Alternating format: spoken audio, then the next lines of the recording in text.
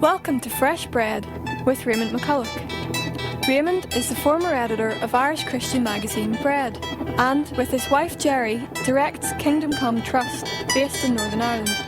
He has pastored and led worship for several years in Belfast and is currently involved in music and media production. Hi, I'm Raymond McCullough. Welcome to the 8th episode of our series Fresh Bread, Your Kingdom Come, based on my recently published book The Whore and Her Mother, 9/11, Babylon and the Return of the King. If you've missed the previous shows, don't worry. You can still play or download the podcast of previous shows from our website, kingdomcome.org.uk, or you can read the first few chapters of the book for free there, and you can download the relevant prophetic passages for your own study. You'll also find more information about the music and the content of each show, and you can read all the encouraging emails we receive about this and our previous shows. Here's one of them. Dear Reverend McCullough, everything that we are doing in this life has to be for the glory of God. I want to make sure that I am an ambassador for Jesus wherever I go and in whatever I do. Marcy Robertson, Montreal, Canada. If you want to contact us, our email address is simply raymond@kingdomcome.org.uk, or just use the form on our website, kingdomcome.org.uk. In previous weeks we've covered the preface, introduction, and chapters 1 to 4 of the book. Last week we discussed the first part of chapter 5, the second Exodus. So far we concluded that 1. In the Hebrew prophecies, Judah and Israel are inseparable. What applies to one applies to the other. 2. The northern kingdom of Israel, the 10 tribes, were completely removed from the land and scattered to the 4 corners of the earth. The return of these lost tribes to Israel, separated from the land for 2,700 years, would be a miracle of truly biblical proportions. 3. At least 1,700 of the lost tribe of Manasseh are now living in Israel, with another 7,200 being authorized to make Aliyah soon. 25,000 more have applied to make Aliyah and are only being held up by Israeli bureaucracy and reluctance. 4. Other tribes in Asia identify themselves as Israelite. Many are no longer followers of the Jewish religion, but may be Christian or Muslim. Some are already keen to come to Israel, others, at present, show little interest. We're already seeing this miracle beginning to happen today. But before we continue with the second part of chapter 5, the second Exodus, we're going to listen to one of my own songs, an Irish-Scottish reel, I Will Lift My Eyes Up.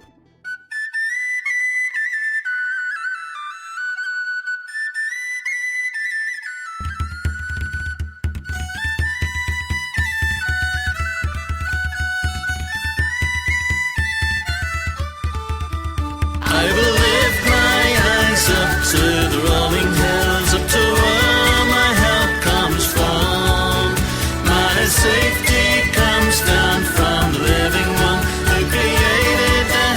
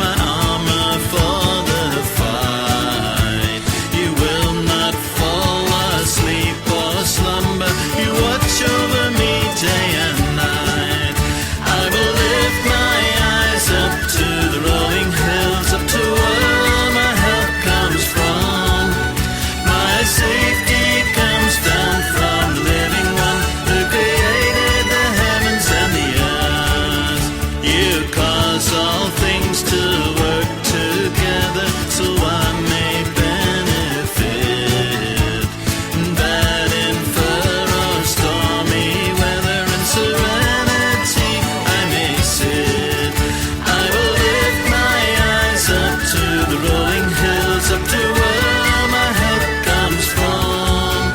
My safety comes down from the living one who created the heavens and the earth.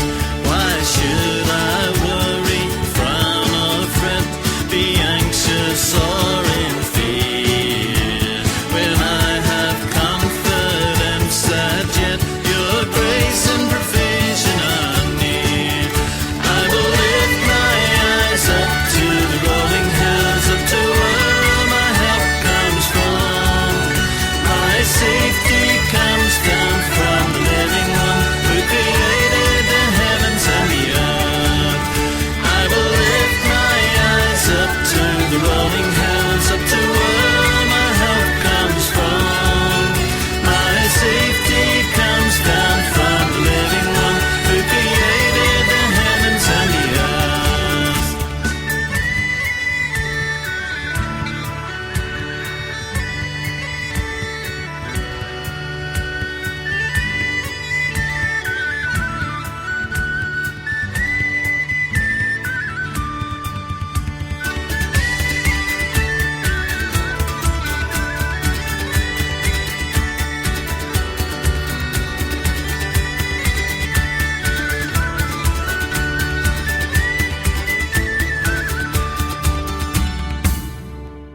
Continuing chapter 5, the second Exodus.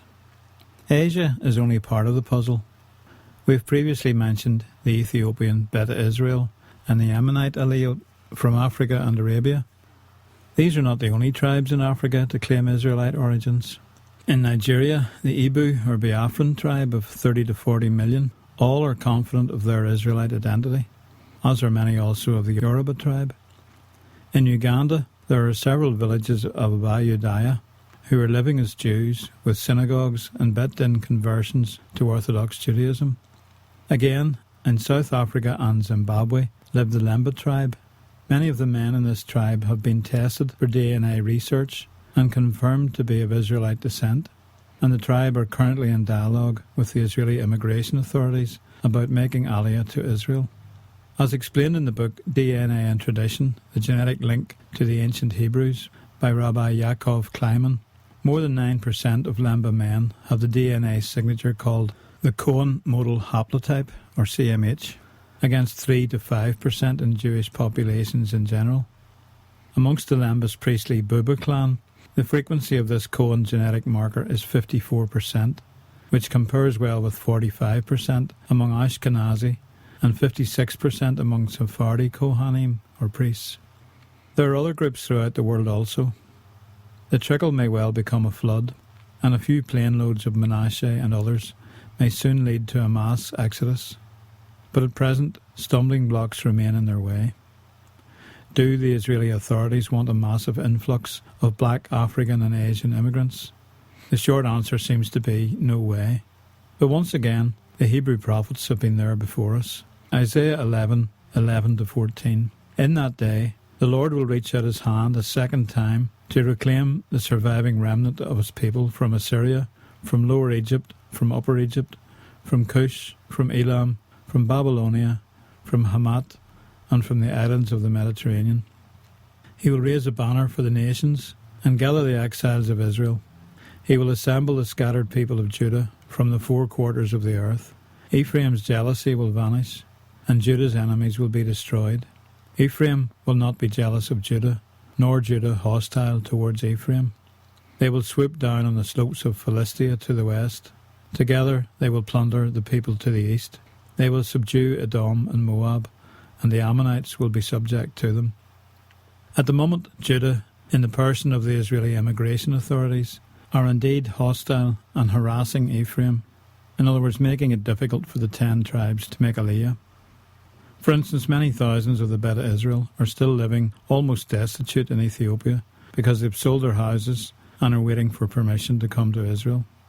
Among the 25,000 Manasseh who want to make Aliyah, the authorities are only officially permitting 100 per year to enter, and even that figure has been reduced in recent years. At the present rate, it will take 250 years for those who want to come at present to be allowed in. Something must change in the heart of the Israeli government. Again, Isaiah says that Ephraim must not be jealous of Judah. A lot of the worldwide antagonism towards Israel is based on jealousy, an attitude of why should they be the chosen people? There will need to be a great change of attitude towards Israel, especially from the Muslim Pashtuns and Kashmiris, before Aliyah will become a possibility. When the Pashtun Taliban want to make Aliyah to Israel, it will truly be a miracle. Waiting for the Spirit of truth to tell. Power on earth to stand in the face of hell. Waiting for the sky to clear. Waiting for the sun to appear.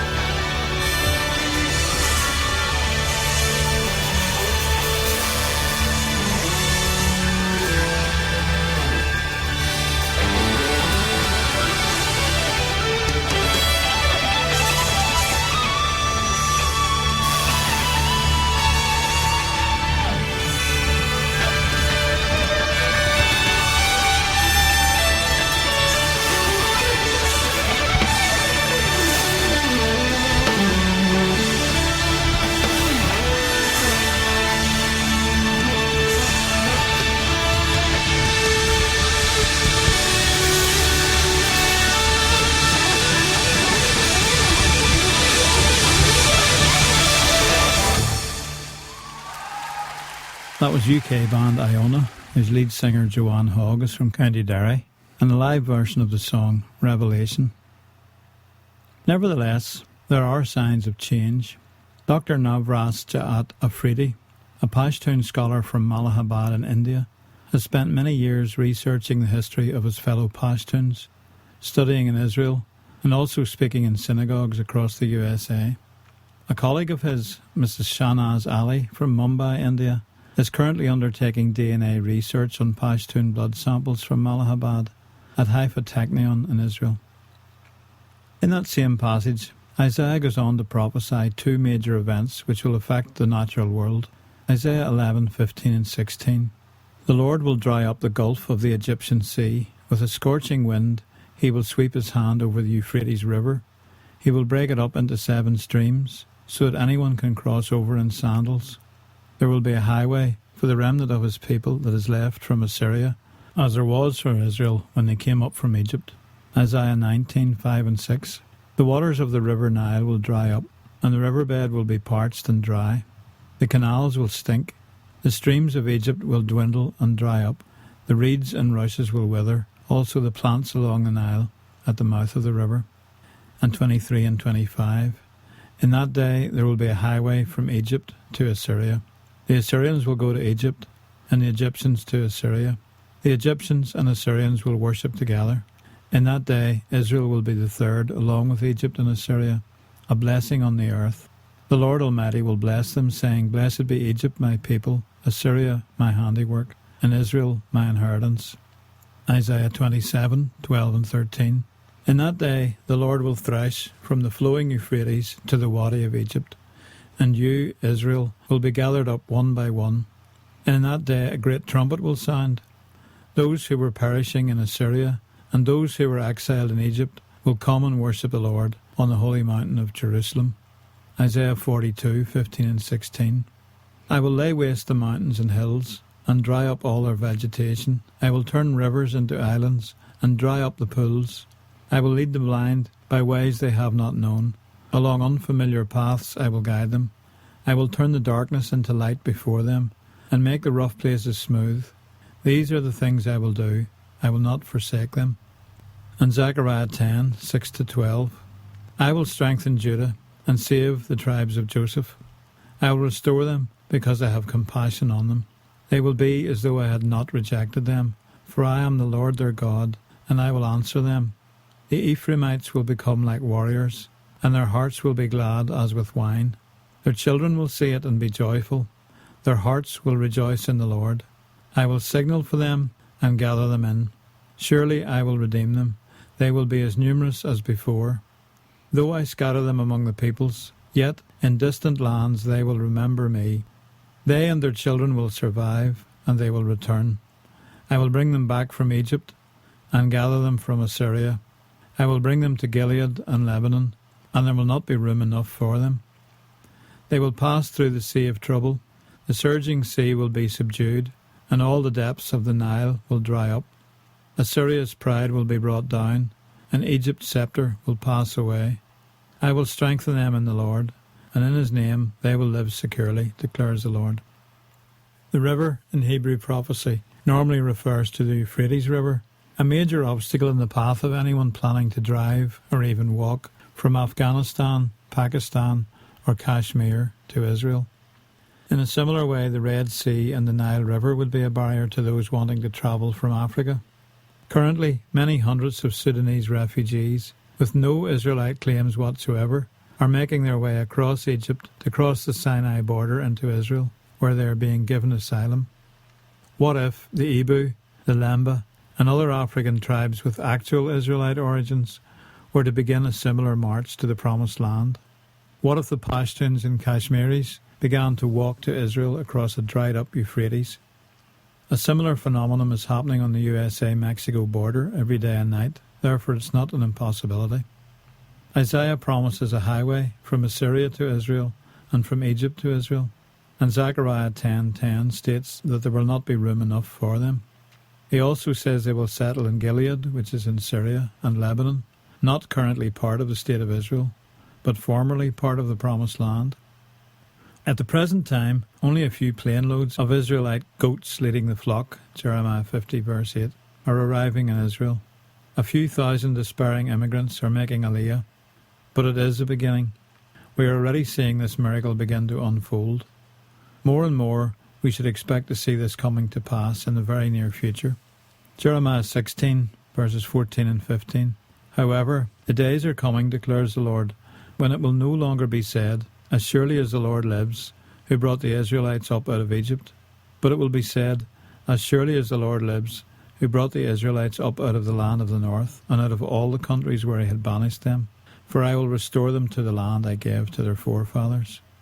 And Jeremiah 23, 7 and 8. So then, the days are coming, declares the Lord, when people will no longer say, as surely as the Lord lives, who brought the Israelites up out of Egypt. But they will say, as surely as the Lord lives, who brought the descendants of Israel up out of the land of the north, and out of all the countries where he had banished them. Then they will live in their own land. If these words of the prophets are coming to pass, we should pay close attention to what they say about Mega Babylon and other events of the end times.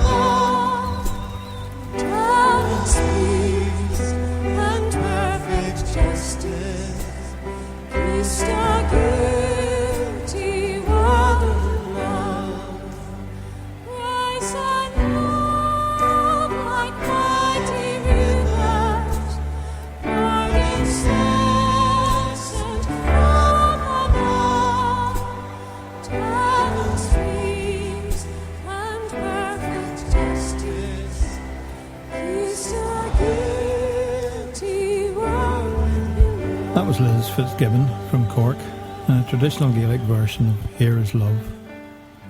Let's sum up what we've covered in Chapter 5, the second Exodus, back from the four corners. 1. In the Hebrew prophecies, Judah and Israel are inseparable. What applies to the one applies to the other. 2. The northern kingdom of Israel, the 10 tribes, were completely removed from the land and scattered to the four corners of the earth. The return of these lost tribes to Israel, separated from the land for 2,700 years, would be a miracle of truly biblical proportions. 3. At least 1,400 of the lost tribe of Manasseh are now living in Israel. 25,000 more have applied to make Aliyah and are only being held up by Israeli bureaucracy and reluctance. 4. Other tribes in Asia and Africa have been identified as Israelite. Some, such as the Lemba, with the backup of DNA analysis. Many are no longer followers of the Jewish religion, but may be Christian or Muslim. Some are already keen to come to Israel. Others, at present, show little interest. 5. Like the former Red Sea crossing, God will dry up the river Euphrates, the Nile, and the Red Sea, so that his people can again cross over and return to the land of Israel. And 6. Perhaps 90 million Israelites in total exist throughout the world today. If they all return to the land, it will make the biblical Exodus seem insignificant and change the face of the Middle East. We are already seeing this miracle beginning to happen. As we watch, we will see it being fulfilled more and more. Join us again next week for the first part of Chapter 6, Why Judge Mega Babylon? And remember, if you want to buy the book, The Whore and Her Mother, go to our website, kingdomcome.org.uk. Slán agus Banagia. Bye and God bless. This series is produced by Precious Oil Productions for Kingdom Come Trust. For more information about the series, Bible notes and recordings of previous talks, check out our website at www.kingdomcome.org.uk or write to PO Box 200, Belfast, Northern Ireland, BT 23 7TZ.